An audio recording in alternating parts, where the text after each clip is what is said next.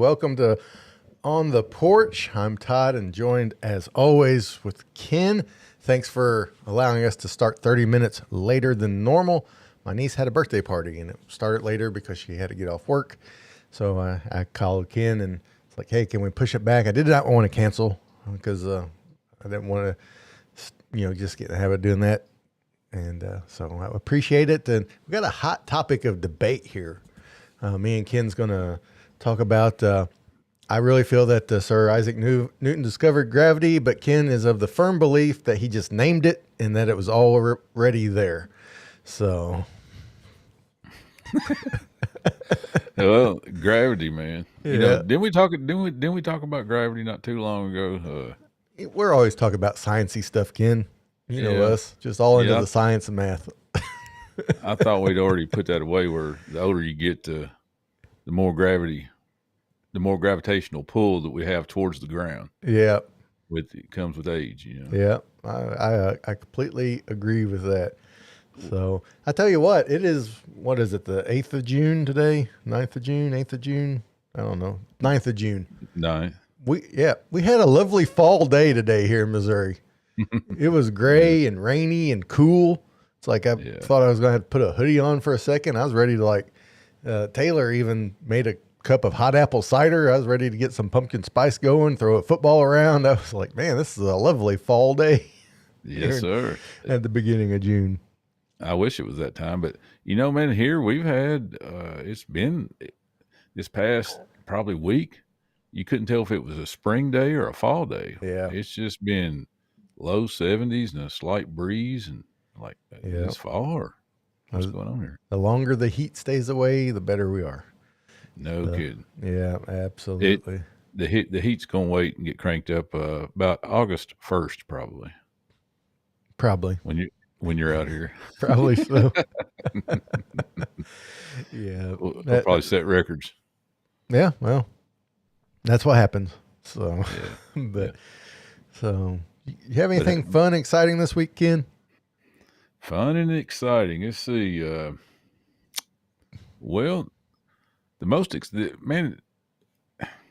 exciting thing I did this week, and it's not exciting for a lot of people, but for up here in Jamestown, it was kind of exciting. There's a place called Scallywags. It just opened. And you drive by and you think, it's just a beer joint, but it's kind of like it's a place for for motorcycle enthusiasts to pull in there. And of course, they didn't have beers. I don't drink, but you can go in there and get Cokes, and they have chili dogs. I got to tell you this story. Man, I meant to tie these two things together, and I wasn't going to talk about it till later. But you remember I told you there used to be a drive-up hot dog stand up here. Yeah, with the ammo in it. With the ammo, you can pull in there and get you a box of 45s or 38s or 22s, whatever you wanted, and a couple hot dogs and a Coke to go. That's just the way it is up here. Well, this place here, Scallywags, you can go in there and sit down. They have a patio outside. It's that's screened in, but it also has a drive-through, and you can pull in there, get you a Coke, a chili dog, because they have chili dogs. That's all they have right now, really. A Coke, a chili dog, and a box of worms, fishing worms. They sell beer, Cokes, chili dogs, and bait. Yeah. Well, so you can pull there and get you a box of worms and a chili dog to go, man. So there you go. What's better? Yeah. Ain't nothing better than that, man. No. But they had the grand opening yesterday, and the fellow that opened it is from Louisiana. He's a Cajun guy. Okay. And so he's going to have regular, like a crawfish boil, but this was his first one. And he drove back down to Louisiana. He didn't have crawfish. He had shrimp, but it's like a shrimp boil where you take the shrimp and the corn and potatoes and the, what are those hot dogs called? That you put in there with the meat. I forgot the name. Yeah, those like smoked sausage. Like smoked sausage. They got a name. I forget what it's called. Yeah. But anyways, so it was good, man. It was great, dude. We went up there, all you could eat shrimp, and they had couple guys playing music, one guy on a guitar and singing, another guy on a squeeze box, like a accordion, Mm-hmm. It was a good time up there. Oh yeah. So for Jamestown, that's something different, up here. Get real Cajun, shrimp bowl. Yeah. So that was good, man. But I thought that was kind of exciting for us up here, and plus, you can get you a box of worms while you're at it. Yeah, might as well. Fishing, man. Yeah, might as well. I was off work all week, so I had the week off. Well, what have you been doing all week, man? I finished up my garage. For those that don't know, it's about 3 months ago, probably literally like 3 months ago. I started for a few hours every day after work, start cleaning out my garage and organizing and like going through it like meticulously, not just clean it out, but meticulously going through it. At one time, I had this big Tupperware container full of nuts and bolts, and I dumped them all out and sized them, measured the sizes and separated them by size, and oh my gosh, and labeled them up and put them in drawers and organized them, and just was like cleaning. And then of course, you know how it is.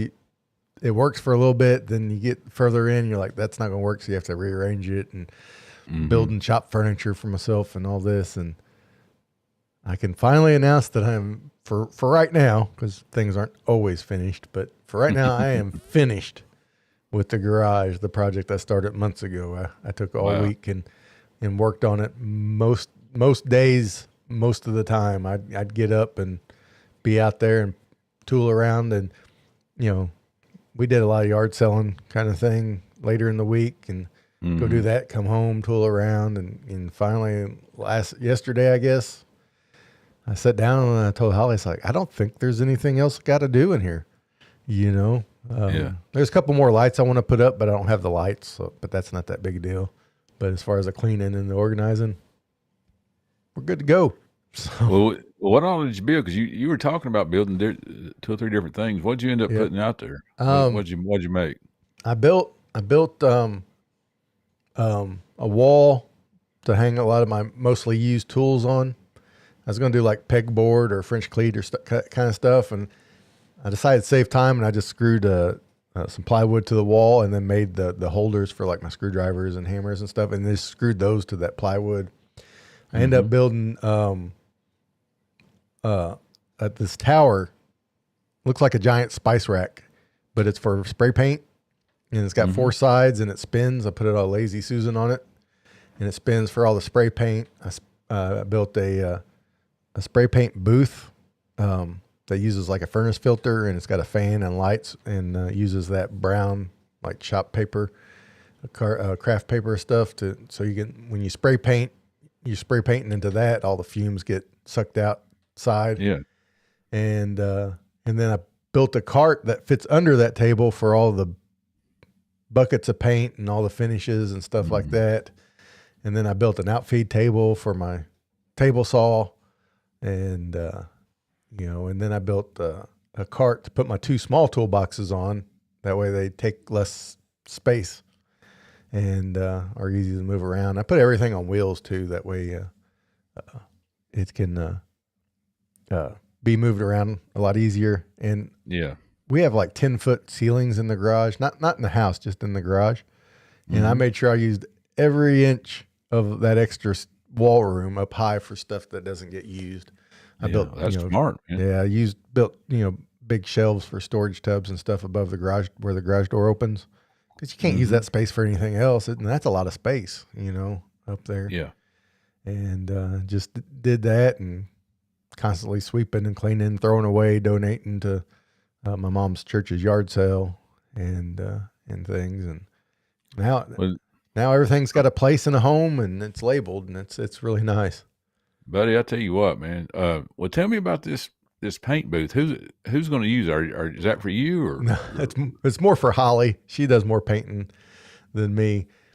Funny thing is she does a lot of her crafting and stuff in the basement, but then when she paints, she wants to go do it outside. Of course, you don't want all that spray paint fumes and stuff in the basement. And It used to be she would grab like an Amazon box and flatten it out, or her favorite was a pizza box. If we got like pizza, she grabbed like because we keep all our boxes separate from the rest of our trash because they take up so much room. Yeah. And living in Missouri, I can take the boxes to my mom and dad's and we just burn them. But she'll take the pizza box and lay the stuff on there and spray paint it, But then she would just have to be able to find like a flat surface. And so it was always, her trying to find a place to paint. So I built this booth. So she's got a designated place to paint. And I made the paint, the area where you put the things down to paint. Mm-hmm. I made it as deep as a pizza box, 15 inches. So it's 15 by 26. Wow. Yeah. So that way she can, basically have the same amount of paint. And then I put a roll of that brown paper on there, and I marked on the table the same length as the paint booth. That way, and I put some scissors right there next to it, so that way she can cut a new piece off once that piece gets all painted up. Buddy, she's going to be out there painting all kinds of stuff now. Yeah. Gosh, I mean, I tested it. I tested it. There's a slight fumes of spray paint still, but it's not near as strong as it was. But I don't guess you'll be able to. It has a fan, or I bought a 4-inch exhaust fan. It's got like 195 CFM, on it. See, I guess it'd be cubic meters. I don't even know what CFM stands for. It's how much air it moves. It's not foot. It's not foot, but it's just 4-inch exhaust fan. Cubic feet per minute. Yeah, something cubic meters per minute. I have no idea, but like a regular bathroom exhaust is like 80 to 95, and this one's 195. And it just runs a 4-inch like dryer hose out straight out. I cut a big hole in took a big hole saw and cut a hole in the wall of the garage and put a dryer vent thing out there and just ran it to that. And so it's got a furnace filter, which when the fan's on it, sucks it in tight, and it's just got a little area it's got to suck from. And I put a few gaps in there so it's just not. So it's got air it can flow through, and it's not just trying to pull 100% from the filter. That way it doesn't burn it up. So. But well, that's really cool, man. It sounds like you got it together out there in the garage. Yeah, finally. Yeah. Because ever since I've been knowing you, you've been talking about straightening that out. Yeah, it's been a project. Now all we do is sit outside in it. We like it so much, I don't blame you, buddy. So now we're talking about being one of them people that put the TV out there. So. Yeah. I don't blame you one bit. Yeah. We bought today. I bought from Amazon a big screen that covers our garage door opening, so we can sit out there and maybe not have so many bugs come after us. Oh, okay. So yeah.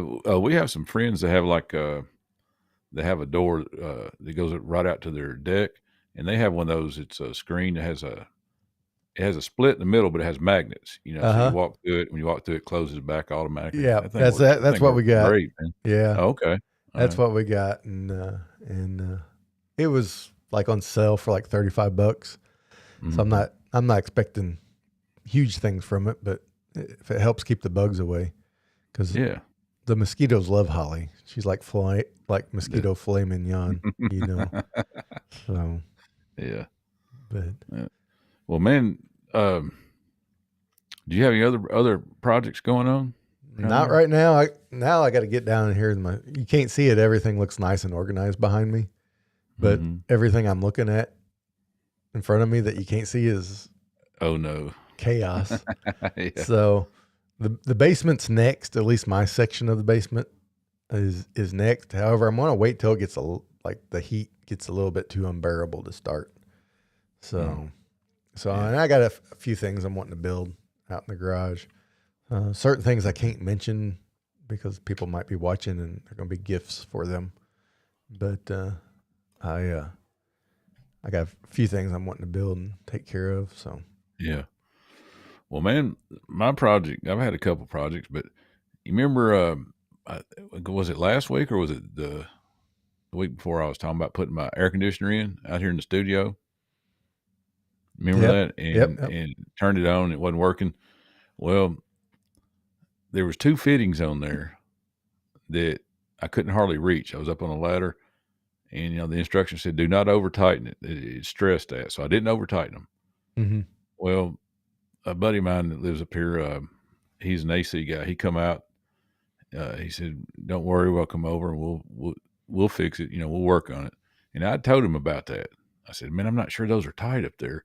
But anyways, he puts pressure on it. The lines weren't leaking, so I didn't have a leak. So I got everything tightened. And come to find out, I didn't. Dude, I never tightened them enough for the. These lines come pre-charged. You remember me telling you that? Yeah. It's a DIY.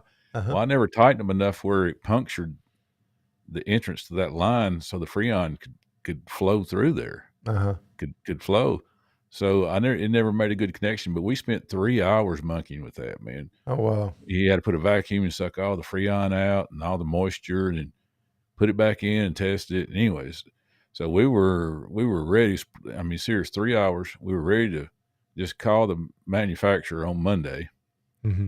And he looked up and he said, "Didn't you tell me you weren't sure you got those tight?" And I said, "Yeah." So he got up on the ladder and got up there and he said, "Man, these are not tight at all. There's no way." He said, "This is our problem." So he tightened them up and it worked perfectly.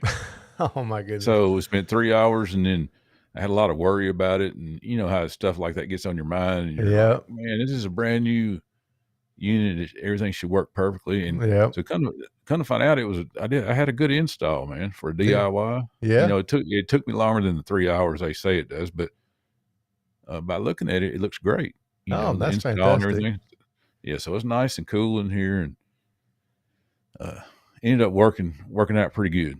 Yeah, it's awesome. That's awesome. Yeah, but I was fretting over it for a while though. Oh yeah, I imagine so. But hang on here.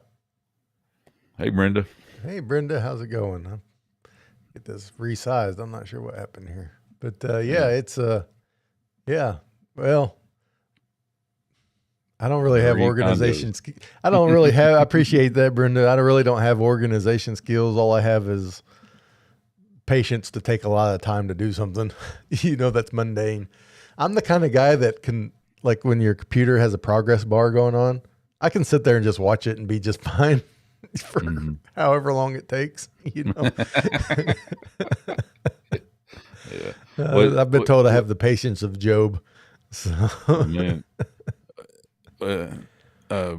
You have pictures of your garage and all that stuff you did? I do. I will send them to you. I don't have any handy to put up here. All right. But all right. I should be able to pull some up here real quick. Hang on, give me a second here. But I did get a lot of yard selling. Then there's a question. Don't let me forget. There's a question I want to ask you here in a little bit. Okay. Right. And ask the people watching as well. So, but if you don't have any, man, I'll put them up. You can send them to me and I'll put them up. But you're talking about yard selling. That the last episode you talked about that bottle that had the marble in it. Yes. Well, my buddy Jeff's guy, I told you he would know what that is. He has a couple of them in there, and he said they're soda bottles. Yeah. Holly found a description, so that was like soda or like,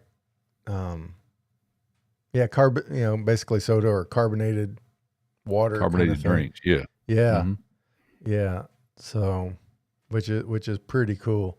And I didn't even know, man. It was wild. I got a few pictures here. Okay. Let me pull them up here real fast. And,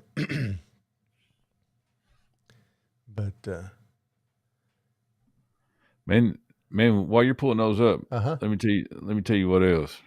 We've been in this house for a couple of years, and we're just now getting to where we're putting, because I've been so consumed with getting the drainage right. I told you we live on the hillside and all the water. Anyways, got all that taken care of. Got the drainage taken care of, the erosion control and everything. And so now we're trying to get grass to grow and make it look pretty. We're at that point now where we're trying to make everything look really nice. And the darn geese, man. I had the grass about 3 weeks ago. I knew we were supposed to get like a couple weeks of rain, so I got all the grass seed out. I used creeping red fescue because it grows good in shade, and got it all out. And it was doing great, because it was perfect weather to start grass. It was 70s, low 70s, upper 60s, rain almost every day, and no gully washers, just good rain. Growing really good. And the darn geese, man, I've discovered that spring is not the time to sow grass around here. I know fall is usually better anyways, but I was going to sow it this spring and then again in the fall. Well, the geese have all their babies, but the babies have grown up to be older teenagers now. And the other day, man, I looked out like 2 days ago, went outside, and there was 35 geese on one side of my house and about 20 on the other. And man, they were just eating that grass and they eat it down to the dirt, man. I mean, because it was a beautiful, lush, darker green, and now you can barely see the green at all because the blades are only like quarter-inch tall, if that. So I don't know, man. Geese are the worst. I tell you, geese are the worst. And I love watching the geese out there, especially with the babies. The mom and daddy. There'll be one in front and one in the back, and the baby's in the middle, and they're swimming and they're teaching them how to fly. And I guess they're going around showing them where to eat and all that. But so I went out and I just started quacking like a duck. I didn't know because I didn't want to throw anything. I had the babies there, so I just started quacking real loud like a duck, and they all got in single file and went running down the hill and went to the water. But anyways, geese eating my grass. Yeah, so that's right. But I'll have to sow some more. Flock apocalypse. You mean a flockalypse? A flockalypse. Yeah. But here's a picture real quick. Back to the paint booth. Here's that paint booth real quick. I'll put it up here. If my computer's there, we go. But there it is. Yeah, that's of course soda can there, and and then there off to the right is that spray paint organizer I made, and it spins in circles in place. So, buddy, that is nice, man. Yeah. So I see what you're talking about, the paper there. Yeah, you got that brown paper, and to the left you can't really see it, but standing up next to it is a roll of that, and at the front of the table to the left, I don't know if you can tell, but there's a black line about an inch from the edge of the table. That's how far you pull the paper out, and it'll be the same length as. Oh yeah, I see it. Yeah, right there in that corner. Yeah, that way you can cut it to size a lot easier. Buddy, aren't you fancy, man? So, yeah. So that paint sprayer, the spray paint holder, did you YouTube that or anything and get an idea from it? Actually,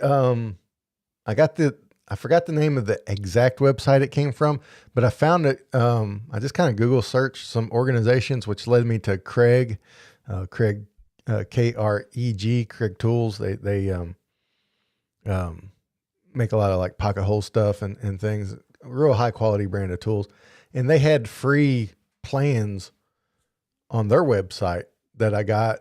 And, but those plans came from another website that I guess they pulled it from. But, it was nothing I thought of on my own. I modified it a little bit. I put pouches on the side for our, disc sandpaper. And the angles, the angles that the spray paint cans slide in, I couldn't quite get those to work right. So I just kind of figured out my way of doing it, so, so, okay. Right. So it's not perfect to the plans, but the plans were a good guide. I was able to do all the, cut all the pieces out and use those, but there was a few things there. And then, I'll pull this up real quick and we can, move on to something else, but I'll just pull up this pic of my whole garage real fast and, let everybody see. It's not my whole garage, but you can see all the labels on my small parts back there. I went through 3 cartridges of label paper from our brother label maker. So, but yeah, you see the paint booth and then the paint storage under it I built, and and the spray paint thing, my outfeed table, my tool wall and everything. So, and then storage above the ceiling and that's all nice, that. dude. So, but That's a real shop right there. yeah. And then of course, Mrs. Claus up there on top of the cabinets looking over everything. So I see that. I had to put that out there. Yeah. So, See that. yeah. That's nice, buddy. That's a real woodworking shop there. Yeah. Now I got to make something. So, yeah. That's all right. Yeah. Maybe we can make those. Maybe now you can make one of those giant nutcrackers. Yes. You remember we talked about that last year? Uh-huh. Yeah. Awesome. That's something I've been wanting to make, and now I got space to do it. Speaking of Christmas, Ken. Mm-hmm. Of course, I talked about doing some yard selling this side, this week. I found something. And what did you find? And I found an album. Mm-hmm. This one. Pretty Paper, Willie Nelson Christmas album. Pretty Paper. Mm-hmm. 1979. Wow. Look at Willie. It's not opened. Dude. It's not open. What? So the question is, do I open it or do I just leave it sealed? No, man. You open that bad boy and play it. For sure. It's not going to do anybody any good being sealed. Just open it and be very careful with it and let her rip, man. But it wasn't even open. I was like, holy cow, it's not even open. $5, not open. I was like, I got to get that. So, yeah, I would open it. I'd open that in a heartbeat. Yeah. You know, there's a lot of things that you don't open. And I guess if that album was going to be worth $100 or something, unopened, I wouldn't open it. But you got it, and you got that nice console upstairs. Yeah, I'd put it on there, man. That thing would sound. I'm sure Willie would sound good, and nice and warm and vintage, and open it, man. Yeah, open it. That was my gut, was to open it, but I wanted to ask just to make sure. But yeah, I'm anxious to play it on the console. The song "Pretty Paper" I love anyway. I just absolutely love that song. Yeah, and it's gonna sound good up there. Oh yeah, and Willie's a all-time great. Mm-hmm. And sure. And I just couldn't believe it was not opened. It's like maybe they just didn't like Willie. I don't know, or maybe they got it for a Christmas gift and thought, well, it's after Christmas, I'm not going to listen to it, and then forgot they had it or something. I don't know. Mm-hmm. So, well, dude, I got an album too, and I can't tell you what it is because you might see it for Christmas. Oh, okay. But I am so proud of it, man. I am so proud of this thing. Yeah, I want to keep it, and add it to my collection. But I think you need it for your collection. Oh, well, now you got me intrigued. So. Yeah. Yeah. From the 60s, buddy. Oh. And that's fantastic. Yeah. And that's all I can tell you. I can't tell you anymore. Yeah. Give it away. Yeah. I'm sorry, but is my hair sticking out over there? That's all right. I didn't even comb my hair today. Well, I'm thinking about letting my hair grow out, man. Yeah. I used to have really long hair. Mm-hmm. I mean, like close to down to my belt almost. Yeah. And then I cut it off because I was working and I got tired of fooling with it. I had to keep it in a ponytail all the time. And like, I might as well just not even have long hair. I had to keep it in a ponytail. So I'm at that point where I really need a haircut really bad. But my son's home and we were watching Vikings yesterday. Mm-hmm. That show, and I've seen it before, but he's never seen it. So I watched it with him. And I'm like, man, I'm going to let my hair grow out. I'm going to be a Viking again, So I don't know. I'm not going to make any snap decisions on getting a haircut. So I'm going to let it soak in for another week or so. Yeah. But I really need a haircut right now. Yeah. I like keeping it high and tight and, looking good, but I don't know. I mean, because most of the time, guys my age don't have enough hair to grow out. They just be showing off. So. Yeah. But it's kind of weird though, man, because my hair up top is, it's not gray. It's kind of silver, solid silver and whitish looking. And my beard's salt and pepper, so it's like up until a couple of years ago, my beard was black and my hair on my head was just totally gray, silver. It looked like I dyed my beard, but I didn't. I didn't.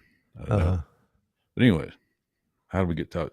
That's the way my mind works, dude. I'll be talking about one thing and something will pop in my head, and I'll just blurt it out before I think about it. Yeah, I used to have long hair too, and I've thought about growing it out again, but I just can't. I just can't let it go that far anymore. It used to be like my bangs would like come down below my face. Oh my goodness! And of course it was the '90s, the grunge era.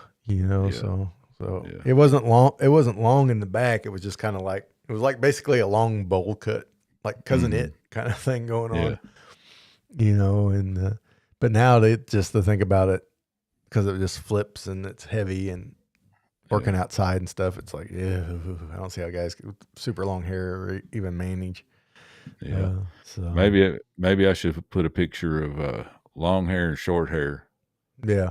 On our socials and let our millions of viewers vote on it. Yep. They would. They would vote. They would vote. So, yeah. But I always call it, just for, everybody calls it, say they're going to go get their hair cut. And I'm like, well, aren't you going to get them all cut or just one? So, shouldn't it be called a hair's cut? Yeah. Yeah. Man, there's up here in Jamestown, right on the square, there's a barbershop up there. And I kid you not, it's you get a $6 haircut is what they charge for it. Unless you're a senior, and it's $5. And it's one of them deals, man, where you go in there and you sit in the chair up against the wall and wait your turn and all that. Everybody comes out with the exact same haircut. That's the reason you can charge $5 and $6. Yeah. Yeah. When it's the summer in Texas, the humidity, I'm about ready to go for a buzz cut. Yeah. I hear you. The same way here. We get that thick old pea soup humidity and yeah. We had a barbershop like that too. Everybody came out with flat top. It's like you can just tell them whatever you want. You just coming out with flat top, And have you seen the videos of those? I guess they're like high end barbers, but they'll cut your hair with like a flamethrower or something crazy. Dude, I've seen them where they cut them with a lot of different things. It's crazy, isn't it? Like I've seen one dude cut with like a meat cleaver. Yeah, I just don't understand it. I'd have a hard enough time getting a shave from a guy with like one of those old school single razor things. Golly, because I'm afraid I would like twitch and be gone. you know. Well, man, when I lived in Nashville, dude, there was this. I had a girl that cut my hair. She was awesome, dude. But that's what she used on my face. She would shave and clean on my neck, and around the back of your neck and everything with a straight razor. It felt so good. Yeah, and get done. Put that warm towel on there. It was great, man. Oh yeah, I like that warm towel. I actually got a massage this week. I've been having some trouble with my shoulder, and I've always thought it was like a mailman injury because we're always using our right arm all the time for delivering mail, and I'm nearly 20 years into that now. And in fact, the guy that does in St. Louis that does all the shoulder surgeries for the St. Louis Cardinals, he does. He's like the guy you go to for shoulders. He's like he does more mailmen than anybody else for shoulders as far as occupation because it just his shoulder just wears out over time. And my sister-in-law, she's a masseuse, and she, Holly was telling her about it. She's like, has he tried to do a massage or something before he, tries to go to the doctor and see if he needs surgery or something? So gave it a whirl. My goodness, it's made a lot of difference. Has it really? So it just kind of good. Not saying that that's not down the road, but I guess it's just muscles getting sore and not getting rested properly, and gotta get that blood flowing through them and all that stuff. But yeah. Well, did it hurt like when you raised your arm? Depends on what direction.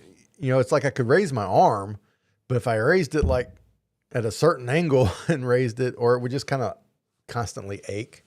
And I still can't like lay on this side like to sleep or anything on my right side. It just after just a few minutes, it hurts too bad. So good thing I'm a back sleeper, or I sleep on my left side. Yeah. You know, but man, I couldn't believe how much it helped. So I want to try that for a few weeks and keep that up. And I'd rather do that than go under the knife kind of thing. Mm. Oh yeah. That's the last resort there, buddy. Yeah. So that's the last resort. But yeah, my father-in-law used to say, because I had similar injuries working for an airline for, see, it was 33 years total, loading airplanes. Mm-hmm. So you can only imagine knees, back, shoulders, elbows, everything. Yeah. And I used to complain about my shoulder. I'd go to lift it up, and no matter which direction, it just really hurt. Yeah. My father-in-law was like, "Well, don't lift it up." I'm like, okay, great. Sounds good. Yeah. Yeah. I give it. Why didn't I think of that? Yeah. Well, it's like, being a mailman, when you go in the morning, we do what we call it case the mail, where you take the loose mail that's not organized by a machine, and you get a case and you stick it in order, which it's going to be hundreds of pieces, and then you pull it down, and then you got to load, and then your truck the door slides open, and then of course lifting the back and the parcels, and then then you're sticking the arm out the window, your right arm out the window to deliver. Well, there's right now my route's 700 and something stops, My goodness. Yeah. And so not all of them are mounted delivery out the window, but the ones that aren't, you're still walking up there and you're putting them in the boxes, with your right arm, and stuff. And I've tried to carry left-handed when I walk. You can't do it when you're driving, and I'm just so uncoordinated with my left hand. It'd been a disaster. So what's Brenda saying? She YouTube? She says there's a physical therapy duo on YouTube that has education and exercises for all kinds of issues. I had a frozen shoulder after a year of chemo. Put it in place. Yeah, it's called Bob and Brad. I'll have to check that out for sure. Because that's something my sister-in-law said something about, and she didn't want me to get a frozen shoulder.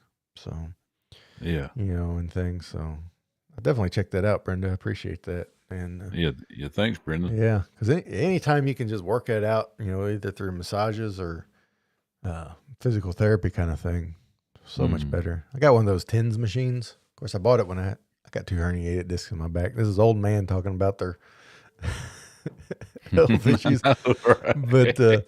But I live with those. But I got a TENS machine for that, and I would use that on my shoulder too, and that helps out a lot too for relieving the pain. And fortunately enough for my back, there's some kind of prescription ibuprofen.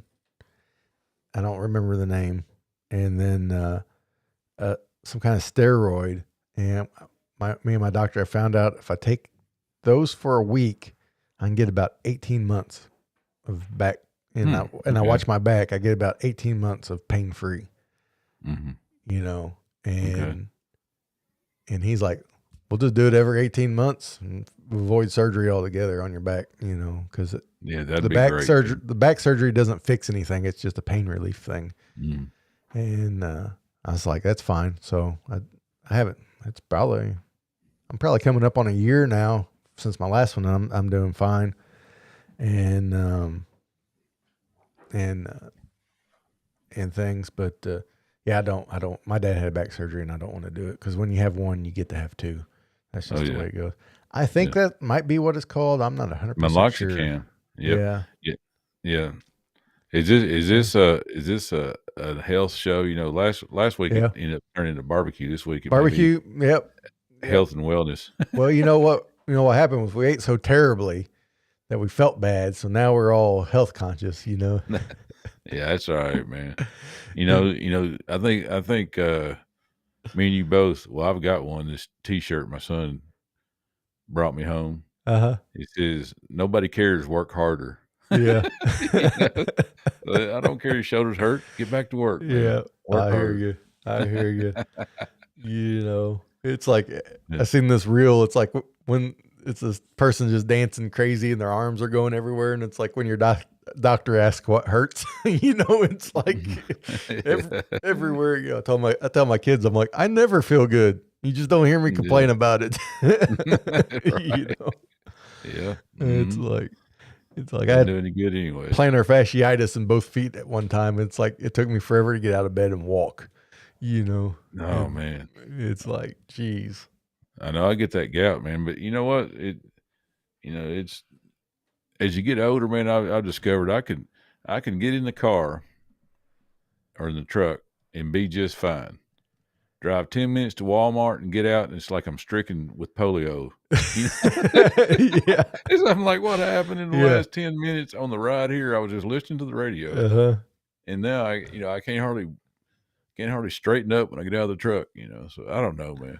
You just got to Yeah. roll with it. Just be happy and just roll with it. Yeah. Smile and roll with it, brother. Brenda's a nurse. Oh, okay. Nice. That helps. I'm a nurse too. Yeah. Okay. Well, if Nice, you can't man. type fast enough, trust me, you type faster than I do. I'll give you that. Right. So, Yeah, I'm the old hunt and peck, man. yeah, me too. But dude, I'm But, so old, man. We took typing yeah. in high school. Yeah. I took typing on typewriters. I was like one of the last classes that did it. Did you? Mm-hmm. Yeah, I was terrible at it. But back then, man, that was before computers and everything, and typing wasn't cool, man. And No, then whenever I was in high school, it no. was like, oh gosh, why do I have to take typing? Yeah. I didn't think I'd ever What's use it. frustrating is you type this whole page of stuff and then it's like one mistake. And you got to redo the whole dadgum thing. Man, you remember you'd go back and put the whiteout on there?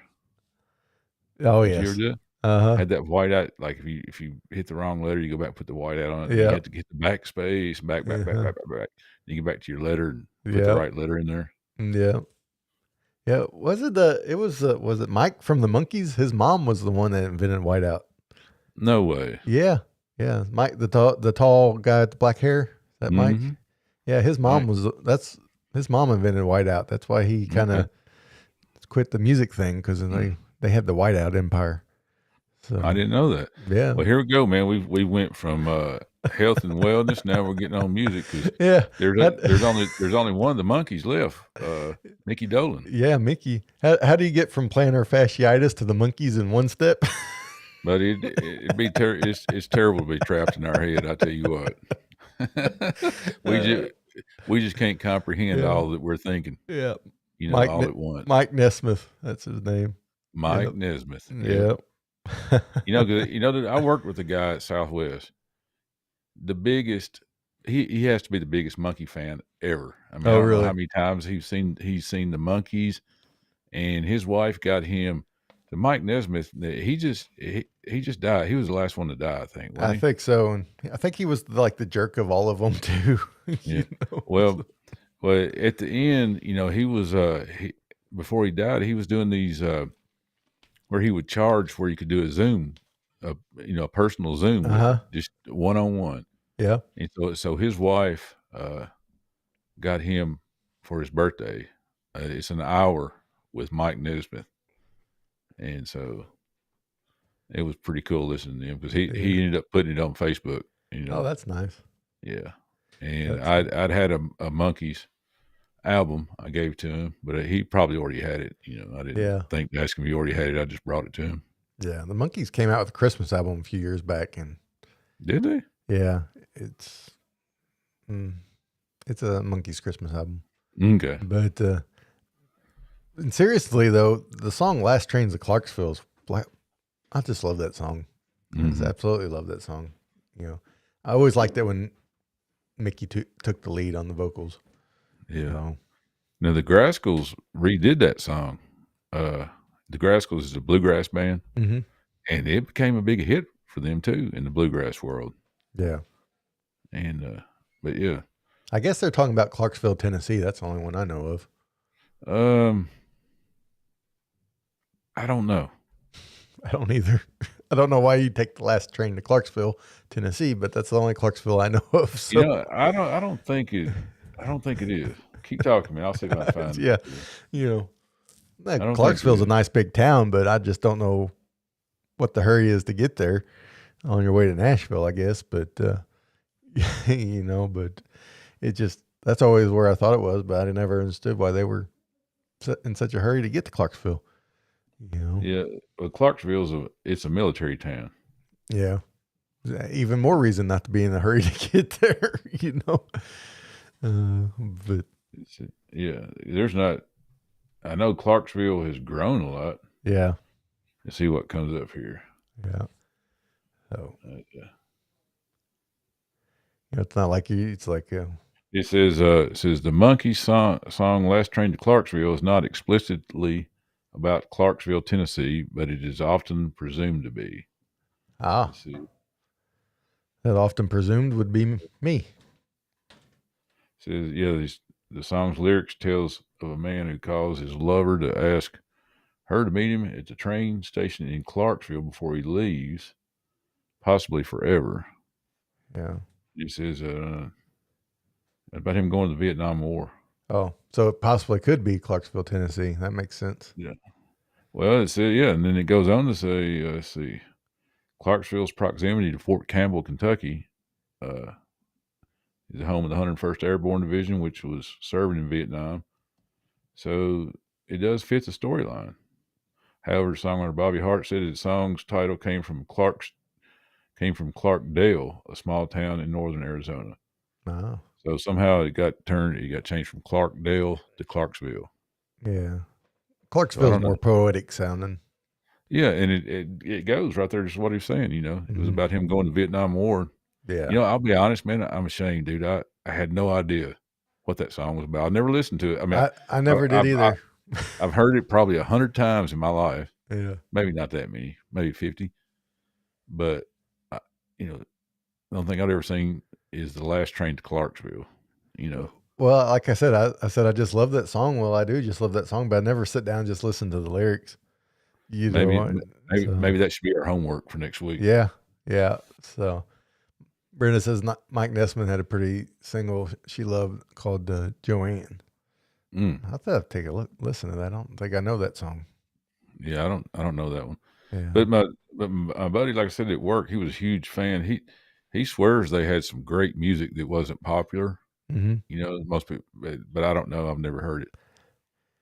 That's a strong possibility because, once people found out they were kind of like made by a Hollywood band, I think a lot of people just kind of like, whatever, Yeah. So that is a possibility because they were musicians to start with. They just found musicians that they could put together and make, a TV show and kind of look like the Beatles kind of thing, Yeah. So that is a possibility. Maybe we need to run through the Monkees library for next week and see if we find out some gems. Yeah. So if you feel up to it. Yeah, I can do that. We can look and see what's out there. Yeah. I can give my buddy a call and say, man, put me on the put you on speed dial. Now, if he can get Mike Nessman on the phone for another hour, that's going to be a trick.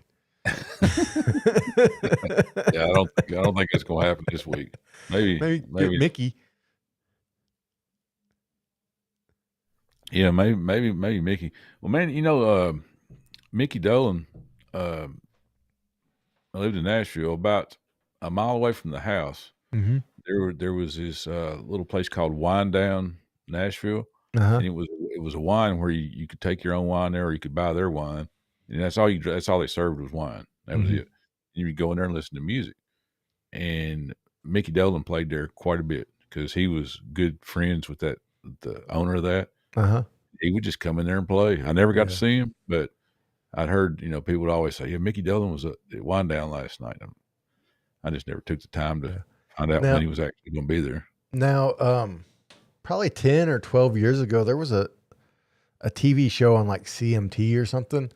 I forgot the name of it, but it was hosted by John Rich from Big and Rich.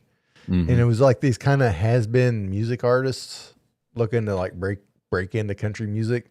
Had like Sebastian Bach from Skid Row, the you know like late '80s, early '90s hard rock band. Had like the runner up Justin. I can't remember his last name. Justin from the first season of American Idol, who lost. He was runner up to Kelly Clarkson. It had Mickey Dolenz was on there, and some other. Those are the only three I remember, but there were some other artists that kind of were something or close to something at one time and fell off. And I remember him always being so kind and humble to everybody else, and I always really enjoyed it. And you could tell it wasn't an act. He was like the oldest guy there by far. That was a competitor, and he was just always so kind and humble. And I really enjoyed him. He didn't win. I don't remember the place. I remember Sebastian Bach was the one who won, who he shouldn't have, but he did. Mm-hmm. And but it was, I just always remembered he always, I guess just the old school, he always gave a lot of honor. I think one time they went to the Country Music Hall of Fame, and he's always super respectful and to everybody, even people that were younger than him. And it was real impressive, his attitude and stuff. It just always stuck out with me. They spent time with Vince Gill for a while, and it's just something about the way he acted and carried himself it just always stuck with me all these years after, watching one of those kind of celebrity reality show things. Yeah. Yeah. So. Well, man, speaking of Vince Gill, what do you think about him playing with the Eagles? Did you know he's doing that? No, but he can. I mean, he's got the skills to pay the bills. So. He's been doing it for a couple of years now. And, yeah. God, whose place did he take? One of them died. Glenn Fry. Yeah. Mm-hmm. And he took his place. He was asked to do that. Mm-hmm. And he sings high like all the rest of the Eagles pretty much. Yeah. Fits right in, man. Yeah. Well, he's got the guitar skills and he's got the vocal ability to harmonize like the Eagles do. I mean, he can do it. That guy can do musically. That guy could probably do whatever he wants to. He's so good. And yeah. Well, I saw him.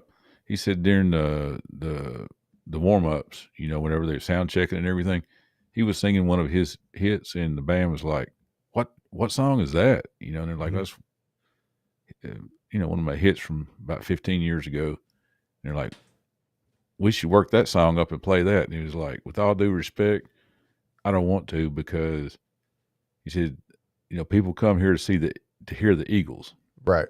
I don't want to give them any reason to not like me." Yeah. Playing with the Eagles. So that was smart on his part. That is. And respectful too, because he's there. People come to see the Eagles. They don't, he just needs to blend in like he's doing. Vince Gill's a true professional, man. Yeah, he is. He's one of those guys too. It seems like every time there's some kind of like music reality show in Nashville, he always ends up on an episode as a mentor. No matter if it's just people that are like the celebrities, or I've seen him several times on like completely unknown people. It seems like they always end up at Vince Gill's studio, and he just always, helping, and he always seems so kind. Like I said, he's a phenomenon, really. As far as his musical abilities, for sure. Yeah. So, and I don't think he's at the forefront of a lot of people's minds when you talk about like great guitar players and great singers, unless you just know. Right. Well, I know he's got a huge guitar collection. Yeah, he does. I've seen him. So there was some show on TV where he was showing all of his guitars. Yeah. I'll tell you someone else who's sneaky good at guitar, and that's Brad Paisley. Yes, he sure is. Yeah. I wonder what happened to Brad Paisley. He was hit on a stick for a while. And he's still around, man. He's a member of the Grand Ole Opry, and he plays on the Opry a lot. And, he's not hurting, man. No, he ain't hurting. He ain't hurting. I just figured he always felt like he was going to be one of those guys that's been around that you'd see forever. And he just feels like he kind of disappeared. Well, I think right when he was really, really popular, he became a member of the Grand Ole Opry and started playing there all the time. So it's like he chose I may be wrong on this. I don't know, but it seemed like he chose to go to the Opry where he stayed at home. Yeah, that's Not he. understandable. I mean, he had been touring, and I guess he still does tour some, but he doesn't beat it up like some of those guys out on the Yeah. road. Yeah, But he always was an old school country feel to me, mhm, yeah. But And I hear he's an extremely nice guy too. yeah, yeah, yeah. I've heard that. There's a video out there where they have all these guitar players, like metal guitar players and stuff, and Mhm. he shows up, and they're like, "What?" And Yeah. I mean, they're all professionals. They're all really good, but they weren't expecting that from him. No, they don't. Yeah. And what you ever heard of Billy Strings? I've heard the name. Yes. Man, you got to YouTube him, buddy. Oh yeah. He plays acoustic, and he can play some electric, but he's a bluegrasser. Uh-huh. And those guys, his fingers move so fast. I don't see how in the world that he plays, and it's all improvising most of it. I don't see how in the world he thinks of it, what to play that fast, But, Yeah. But Billy Strings is somebody that you really need to look up. Yeah, I definitely will. I've heard that name tossed around here and there. Yeah, And he's a young guy. Yeah, very young. Wow, that's good. That's encouraging. Yeah. So, but yeah, it's just one of those things. It's just like every time I heard like Brad Paisley, he was just felt kind of timeless. His style of country, Yeah, But, sure. Yeah, it's just. But what else you want to talk about? How about let's see, what else did I have to talk about? Oh yeah, my motorcycle. Oh yeah. Remember it was broke before. I got it fixed. Did I tell you that? Yeah, you told me it broke and you had to go get a part, get it fixed. Yeah, got it fixed. I was proud of that, man. If I took it to Harley, they'd probably charge me $150 to do what I did. So at least. Yeah, so I was proud of that. That's what Harley Davidson stands for, $100 HP. Yep. No matter what you get, it's going to cost you $100. Yep. Mm-hmm. But that, and then cooked some tri-tip this past week. Uh-huh. I actually cooked 2 of them, and I finally cooked one the way I wanted to, out on the grill. But I cooked it like a brisket, and oh my gosh, we made sandwiches out of it, sliced it real thin. It was so good. Oh, it man. was so good, man. It's That probably sound good. that may have been the best thing that I've ever cooked. Yeah. It was really good. Did you put pimento cheese on it? No, dude, I just put mayonnaise and pickles on it, man. Yeah. It was on some good old white bread. Yeah. Some Wonder Bread, some squishy Wonder Bread. It was so good. When you come out, man, do you like stuff? Do you like beef like that? Oh yeah. Brisket. Yeah. Will your kids eat that? Oh yeah. Yeah. Well, I'll cook us up a couple of those when you come out, because they only take about an hour to cook. Yeah. So I just don't do the pickles. yeah. Well, you can make them any way you want to. I'll just cook it, and then it's up to you. Yeah. And then you can take it from there. Yeah. I can handle it from there. So Holly grilled up some wonderful burgers for us this weekend. Mm-hmm. And I love blue cheese, and she'll take a couple of the patties after she grills them up, put crumpled blue cheese on them, and then throw them in the broiler for a few minutes, kind of get that blue cheese kind of melty and crusty. Oh my gosh. I just put a little mayonnaise on there, and that's it. That's so good. Man, I wonder what that would be like if you put the blue cheese in the hamburger meat and then cooked it. It's probably pretty good. She wouldn't do that. Yeah, Holly says tri-tip's her favorite. So. All right, Holly, when you come out, I'm going to cook us some. There's a store up here. I talked to the butcher, and it's in the Allert, which is about, 15 minutes from here. That's where the big pumpkin festival is held every year. But I talked to the butcher out there and got him to carry tri-tip now. So, and it's dirt cheap, man. I can't believe it. I guess because I don't know why it's so cheap. It just is. It's cheaper than steaks, and pretty much a sirloin, but just the meat. No bones, no nothing. It's good. Yeah. I would love it if you put it in there and cooked it. Holly's not a big blue cheese fan, so she probably wouldn't enjoy it. But blue cheese seems like it's one of those things that you either really like or you just can't stand. Right. And no, I love it. I love blue cheese. Yeah. Yeah. She made this like pasta salad thing, like bow tie pastas, and it had like, I don't know what seasoning and like shredded Parmesan cheese in there and some pepperonis, and it was really good. And I went back to get a little bit more, and I ended up grabbing some of them blue cheese crimples and mixing it up in that salad too. Yeah. It was good. Yeah. Hey, So, hey, man, I got to tell you this before I don't know when we're going to wrap this thing up tonight, but before I forget, in 2 days is my wedding anniversary, yeah, and we will have been married 36 years. 36 years. Congratulations and happy anniversary.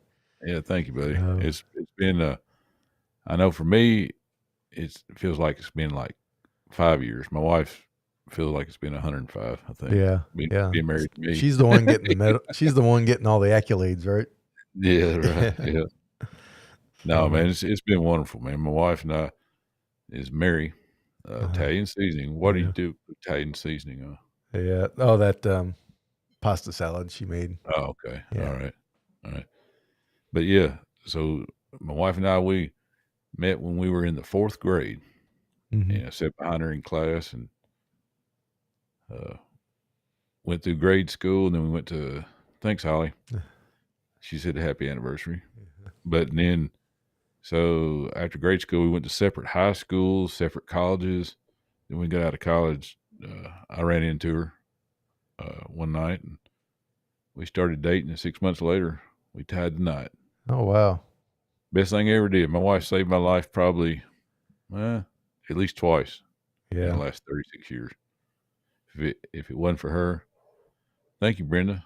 Brenda says happy anniversary Yeah. to you and Mary. Yeah. But if it wasn't for her, I probably would have died twice. Oh, You know, man. so Yeah. one time it was of my own doing, and the other time it wasn't. So Yeah. Well, you have to be sure you stay home for this anniversary. You don't go off fishing to Alaska. no, yeah, you hear that story, Yeah. In Brenda? Or whoever, Holly. Let me tell you about this. Do we have time for me to tell this oh, we story, got man? time. We have time. All right, I'm a big storyteller. That's how I would have been a good Indian. You know how they used to tell stories and pass Uh-huh. stuff down? I would have been, Yep. or a caveman where you do the drawings on the wall. Oh, I would yeah. have been good. I would have been good at that. Hmm. I do believe. But yeah, so I worked at American Airlines and I was in my 20s, late 20s, and got married. And of course, never been married before. And my first anniversary rolled around. I wasn't, first anniversary. It slipped my mind, I guess, because me and three other guys were going to Kodiak, Alaska to go fishing, and we had to get our vacations all at the same time. And so we picked it was like 3 weeks before our anniversary. Well, one of us couldn't get our vacation, so we moved it around, and then a different guy couldn't get that week off for vacation. So we finally settled on this 1 week of June 11th that we all four of us could could get the vacations, and we had to bid it like 2 months before before we took the vacation. And so my wife waits all the way until like 3 days before we're getting ready to leave. And she says, you're going to be gone on our anniversary. And man, I was like a deer in the headlights, dude. If she'd have pulled out a big old strawberry pie and hit me in the face with it, I wouldn't have been any more surprised. So I'm like, oh my gosh. And I already spent all this money on, because we got to fly for free to get to Kodiak, but then we had to pay for the float plane Hmm. and a place to stay. And I'd bought gear and equipment because this float plane took us in there and just dropped us off on the Ayakulik River. And it was 10 days. It was the only reason he came because I've had two lives, man. This is one of the lives she saved me from. I drank back in those days. Hmm. And the only people that we saw was the float plane came by after, I don't know, 6 or 7 days and dropped us off like 3 or 4 more cases of beer. We paid him $90 just to swoop down and land and then take off again.